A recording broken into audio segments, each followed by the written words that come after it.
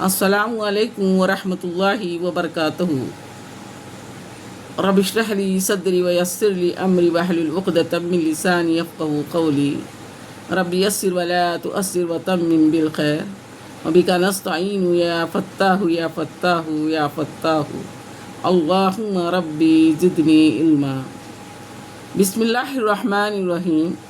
اللہ عز و جل کے ذکر کا بیان۔ رسول اللہ صلی اللہ علیہ وسلم نے فرمایا، جب لوگ اللہ کا ذکر کرتے ہیں فرشتے ان کو گھیر لیتے ہیں اور رحمت ڈھانک لیتی ہے اور تمانیت یعنی کہ برکت اترتی ہے، اور اللہ تعالیٰ ان کا ذکر اپنے نزدیک والوں میں فرماتا ہے۔ کون اللہ کے نزدیک رہتے ہیں؟ فرشتے۔ اللہ سبحانہ تعالیٰ جو اس کا ذکر کرتے ہیں، اللہ رب العالمین فرشتوں کے سامنے ذکر کرنے والوں کا ذکر فرماتا ہے۔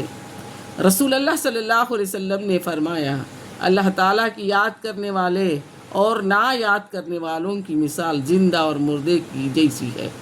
رسول اللہ صلی اللہ علیہ وسلم نے فرمایا، اللہ تعالیٰ فرماتا ہے، بندے میرے ساتھ جیسا گمان رکھتے ہیں میں بھی ان کے ساتھ ویسا ہی برتاؤ کرتا ہوں، اور بندہ جب مجھے یاد کرتا ہے تو میں اس کے ساتھ ہوتا ہوں۔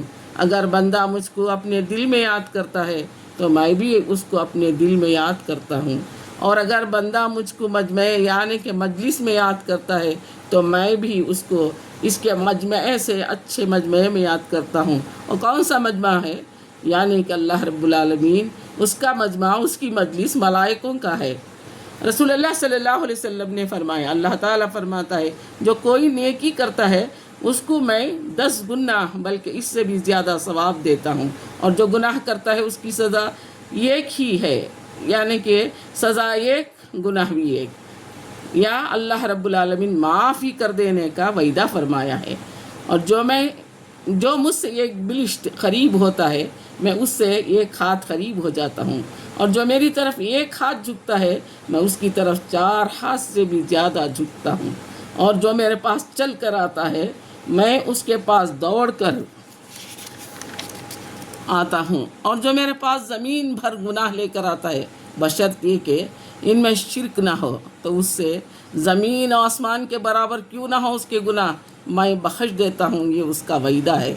رسول اللہ صلی اللہ علیہ وسلم نے فرمایا، اللہ تعالیٰ فرماتا ہے، جس نے میرے دوست سے دشمنی رکھی میں اس کو اپنی لڑائی کی اطلاع دیتا ہوں، یعنی کہ جنگ کی اطلاع دیتا ہوں، اور میرے بندوں کا فرضوں سے میری نزدیک حاصل کرنا جس قدر مجھ کو محبوب ہے، اس قدر نفل عبادتوں کو بھی ادا کرتے کرتے اس قدر میری نزدیکی حاصل کرتا ہے کہ پھر میں اس کو چاہنے لگتا ہوں، اس سے محبت کرنے لگتا ہوں، یہاں تک کہ میں اس کی سماعت سننے والا ہو جاتا ہوں جس سے وہ سنتا ہے، اور اس کی بینائی یعنی کہ اس کی آنکھ بن جاتا ہوں جس سے وہ دیکھتا ہے، اور اس کا ہاتھ ہو جاتا ہوں جس سے وہ پکڑتا ہے، اور اس کا پاؤں ہو جاتا ہوں جس سے وہ چلتا ہے۔